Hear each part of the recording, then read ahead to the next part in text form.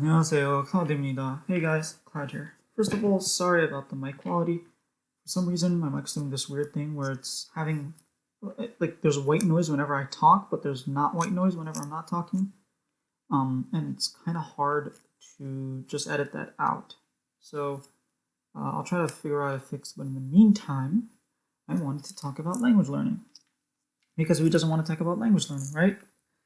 Um, Even though this is Cloud's Korean podcast, as you know, I talk about a lot of different things. And today I'm going to be talking about Japanese.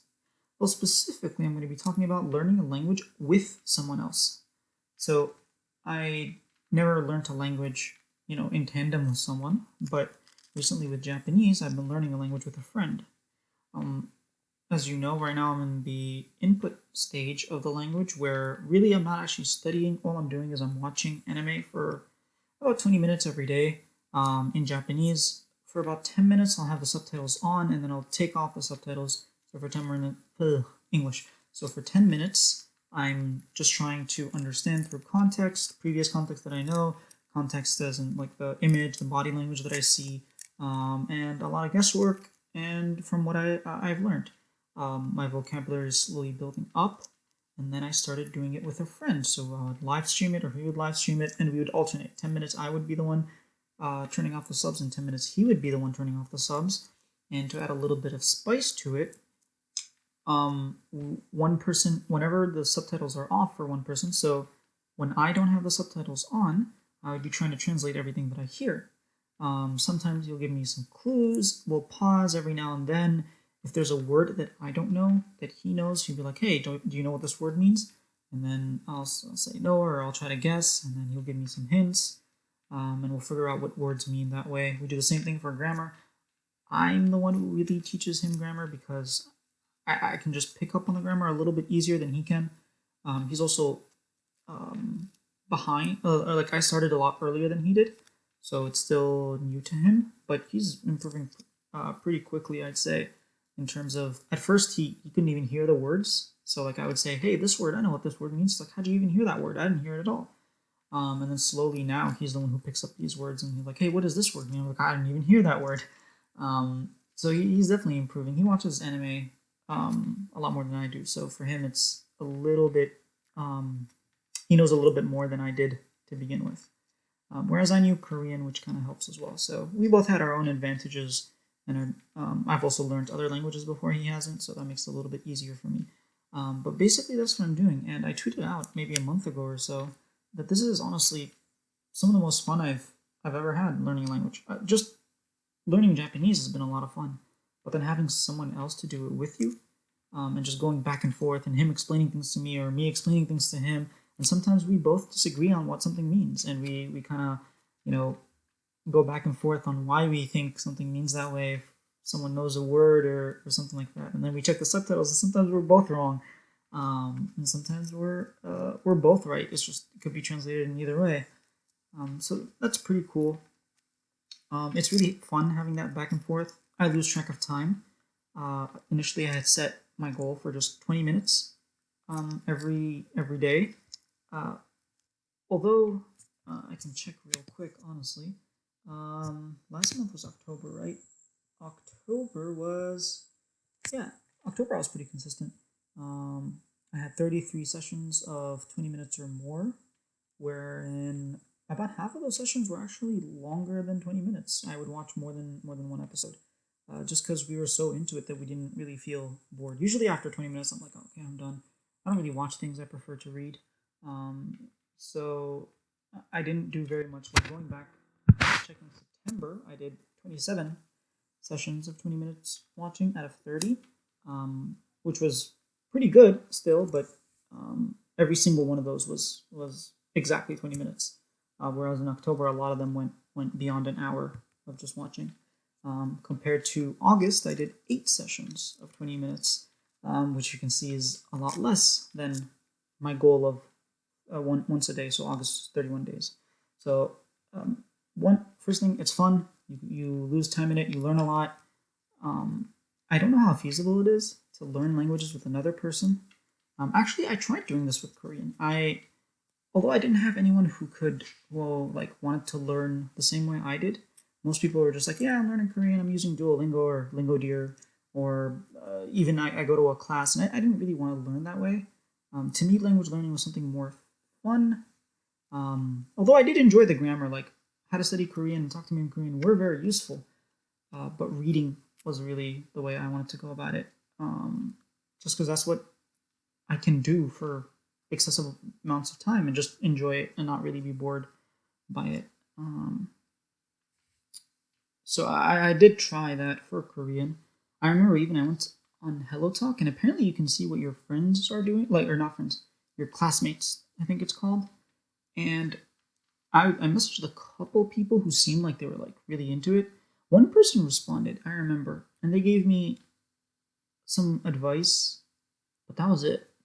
They were much more ahead than I was. I was a beginner. They were like intermediate. I think they lived in Korea for a while or something like that. I don't remember. What was his name? I really don't remember. But that didn't work. I joined a bunch of group chats and they died pretty quickly. I don't know. I joined some Discord channels. That didn't work out either.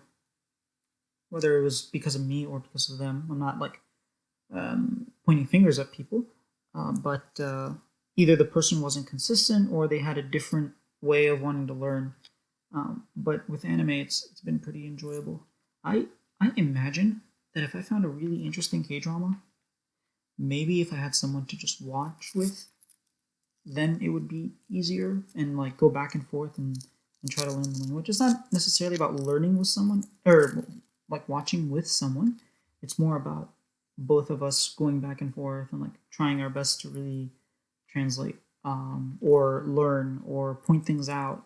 It's like we're both in learning mode and we're having fun learning, and we lose track of time that way. That's something that I'm going to think a little bit more about on how we can do it in a more systematic way. I don't mean like structure the studying, but something that can be more consistent.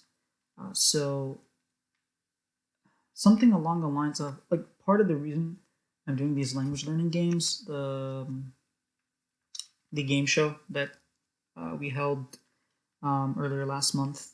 The VOD is on YouTube. Part of it was that we wanted to bring people together so that they're playing games while they're learning, like they're having fun while they're learning. And I think it went pretty successful. People really like the contestants really did enjoy themselves. But if there's a way where it doesn't require like structured time and you could do it every day with someone, how would that work? You would have to pair language learners together, and that's pairing language learners so that they learn the same target language together. I wonder if something like that is already out there and how they go about it. I know Motivate Korean, not Jeremy, but Johnson is his name, maybe? I don't know. The Korean man who works with Jeremy, I remember seeing somewhere that I caught a clip of him saying that he was going to match a Korean person with their target language being English and an English person target language Korean, match them together and give them like assignments or some sort of goal to discuss or to write, like pen pal, so that they don't like, a lot of times you find a language learner partner and then maybe you call them, maybe you send some like a pen pal, you send messages, but then you don't know what to talk about. He didn't want that to happen, so he had like assignments and things for you to do. At least that's what I recall. I might be confusing, but I'm pretty sure that's what it was. I wonder if you could get language learners to meet up at a certain time.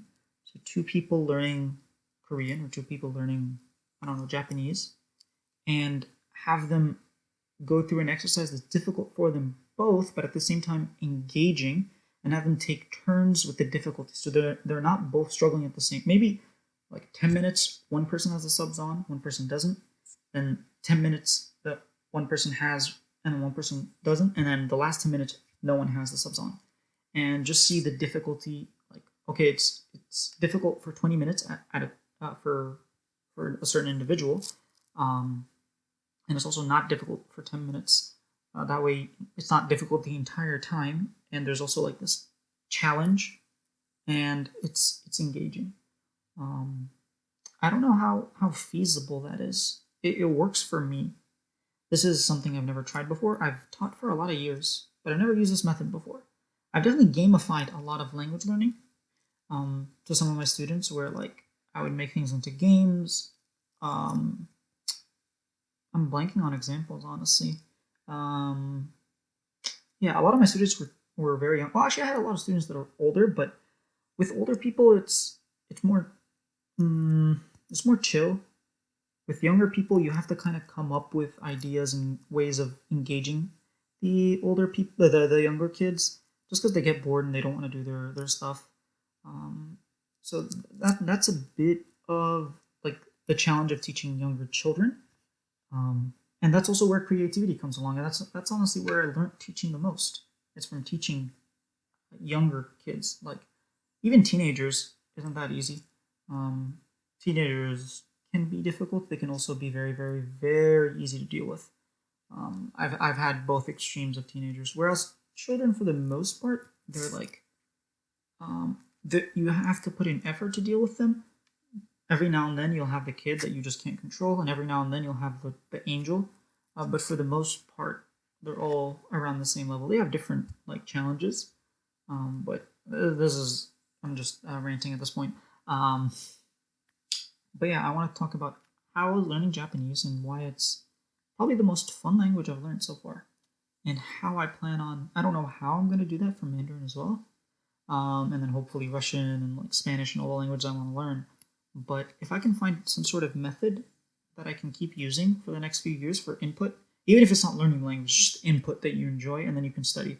I also plan on making a video or maybe a podcast episode of the things you need to learn a language, because I don't want it to seem that with this method of just input you're going to learn a language. I always say do input first. I don't say only do input, um, because deliberate learning is important.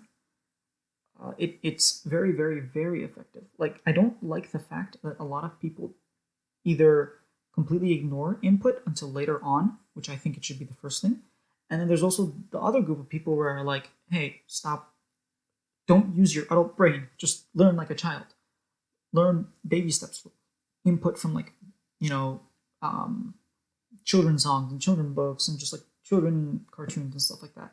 I don't like that either. I think you should utilize the advantages of being an adult, or not even if you're not an adult, at least you know another language, right? You should use that knowledge to your advantage. Learning a second language shouldn't be harder than learning a first language. Now, you're going to think it's harder because the first one you learn, your first language took you years as a baby, just listening and making mistakes. You don't even remember. We don't even remember all the mistakes that we made learning a language.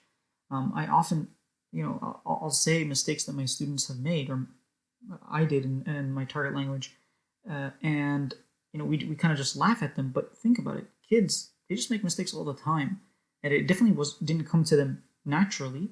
It took them. They had to keep listening and learning and evolving. They didn't mind doing it because they had no other means of communication, maybe throwing a tantrum. But eventually they needed to learn to speak, whereas you're not put in that same environment as an adult, where you just can't communicate unless you use that language, since you already have a language in your back pocket. So it's the the point I'm trying to make is that it's probably easier to learn a second language than a first language, not because um, not because you had a lot of difficulty learning your first language, but because you already have that experience of learning a first language that you can learn a second language with.